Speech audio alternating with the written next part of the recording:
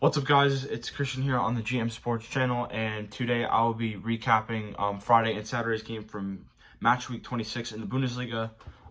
It's the only big league in the world at the moment that has soccer going on at the moment.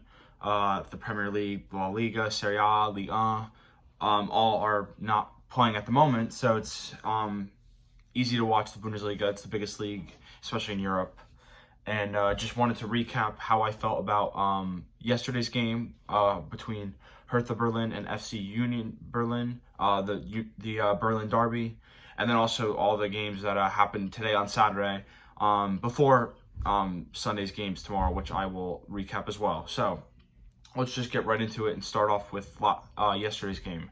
So Hertha Berlin won against Union Berlin 4-0. It was a very dominant performance, not in the first half, but in the second half. Union Berlin didn't really create a lot of chances, and it was just really Hertha Berlin's game to win at home, obviously with no fans, but they really put the pressure on Union Berlin in the second half, and it was a very bad performance considering how well Union Berlin played at home against Bayern Munich the previous weekend.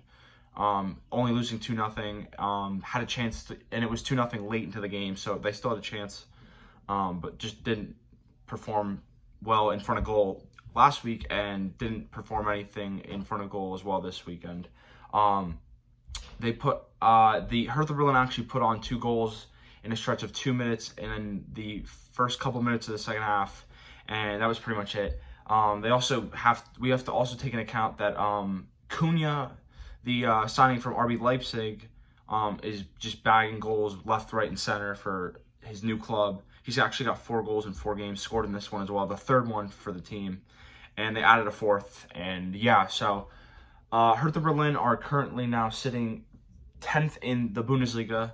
I think they can make a push for Europe, a European spot. Wolfsburg, who I'll mention now, or next, actually lost today in not a blowout, but a dominant performance from Dortmund, who is sitting at 6th. So they got to get the wheels turning and start trying to pass teams, Hertha Berlin, because 6th to 10th is a pretty wide gap, but the numbers aren't really that significant, so it's definitely possible.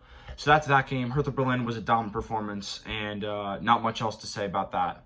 The next game that I looked at, which I wasn't able to watch, was Paderborn versus Hoffenheim. 18th place, last place, Paderborn and Hoffenheim, who are 9th. Hoffenheim were coming off a poor performance the previous weekend. I'm not quite sure what Paderborn did, but they're sitting at the bottom. Both goals were scored in the first 10 minutes of the game. It was a 1-1 draw. Very even game, could have gone either way. There were chances for both teams. The Hoffenheim error caused a very good shot from the Paderborn striker. The defender just slipped the ball trying to pass it to the back, left it wide open, and he slotted one in from, I believe it was something between 20 and 25 yards. So that was, but a very even game. I didn't get a chance. I watched the highlights, but from what I've seen, it was a very even game, and either team could have taken all 3 points. So, yep, that's that one. The next game is Werder Bremen versus Freiburg. Now, Werder Bremen's in a relegation spot, 17th. And Freiburg, who got a very good result last weekend at RB Leipzig in a draw. I'm not quite sure, I can't remember what the score was, but so it was Werder Bremen were doubtfully going to have any chance of winning or even getting a point. Believe it was on the road as well. I'm not quite sure, but Freiburg dominated per usual. They were highly favored, and they're also way up the table, but they didn't win. And it's crazy because of how bad Bremen are in the table. But Bremen scored early in the game, and then also Freiburg scored at the last stretch of the game, but were not able to keep the goal because of an offside rule from VAR. So that was rough for them. But Freiburg are also chasing for Europe, so that's a big result for them. And for Bremen, who are in desperate need of points at this point with only about a month worth of games, or I think it's 8 games, correct me if I'm wrong, but with that little amount of games, they got to start running and get going with points. So a big result for Bremen. They had to get these 3 points in reality, because now they are 2 points back, 16th, and they need just to continue to be winning games and getting even points on the road in order to stay up in this division for a team that's been in the division for such a long time.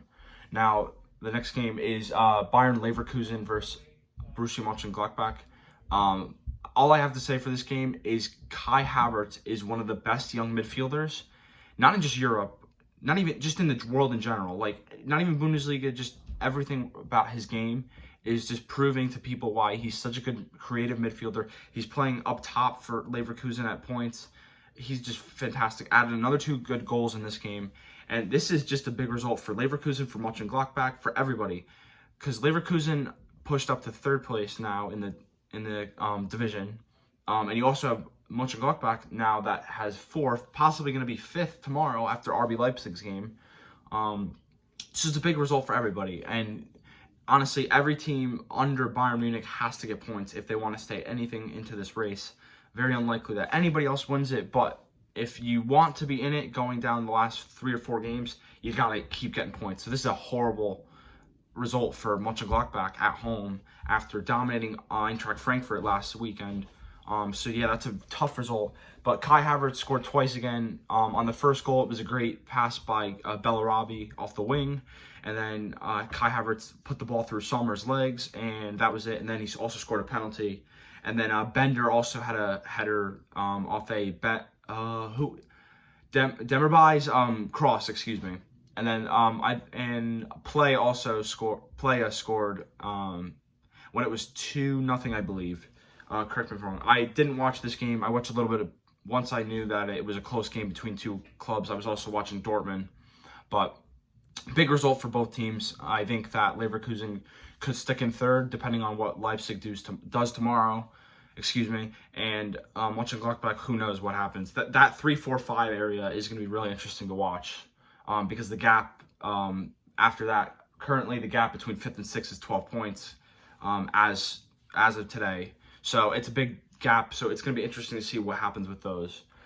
Then the next game, which I was able to watch, the 9:30 game, was Dortmund Wolfsburg.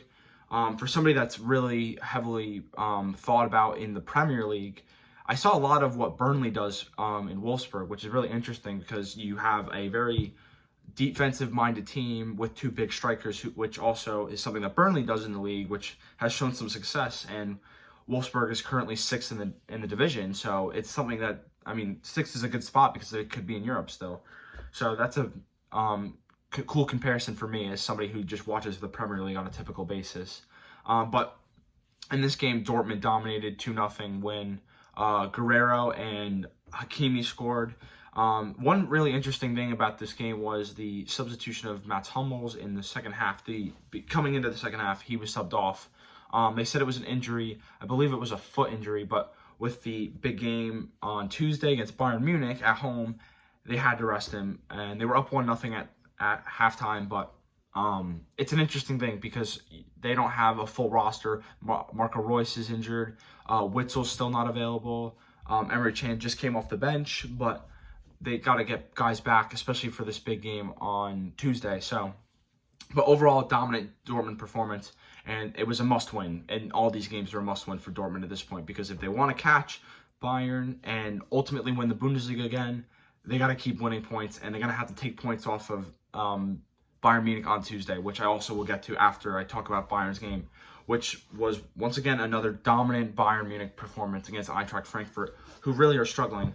I was able to watch this game as well, the 12:30 game. But Eintracht Frankfurt just are struggling. Last weekend had a poor performance against Mönchengladbach, and once again had issues defensively against Bayern Munich, albeit it's Bayern Munich at home, and they're clearly the best team in the division, and Dortmund's right there. But still, the gap between those teams are significant.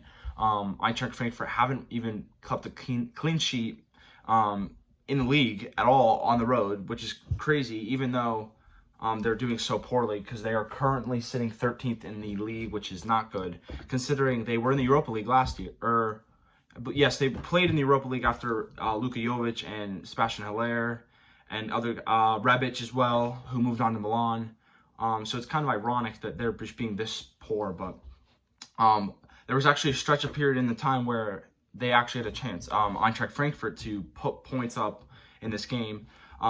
center back Martin Hinteregger had 2 goals off corners in a span of, I believe, 5 minutes to get back to 3-2.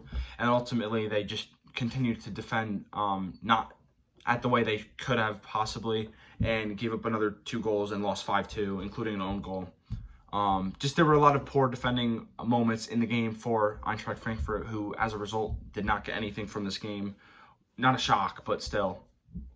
So Bayern Munich and Dortmund are both going into their big Classico game going into Tuesday with high confidence, which is going to be a really good thing to watch. For anybody who has nothing to do on Tuesday afternoon for Americans, or Tuesday night, depending on where you are, this is a game you should tune into. It's obviously not going to be the same with no fans at Dortmund's home stadium, but I mean, regardless of it, you have all these stars. You have Lewandowski, Haaland, Sancho, Gnabry, Coman, all these guys. Julian Brandt, who also needs to be deserved a ton of credit for the way this team's played coming out of the coronavirus pandemic. 2 great performances from him. He's going to be impact player in that game. Can go either way, honestly. I can't see. Both teams have played really well so far. Dortmund obviously have had their moments, and so have Bayern. So it'll be interesting to see which team pulls out with that victory. But yeah, this is my reflections on the couple games from one game from Friday, and then the couple games from Saturday. I'll also do a reflection of tomorrow's games, Sunday for Matchweek 27, excuse me. Just let me know what you think about the Bundesliga so far in this stretch of time. Please let me know what you think will happen in the Dortmund-Bayern game in the comments below. Just please like, subscribe, and just give me any video ideas you'd like me to do. Thank you.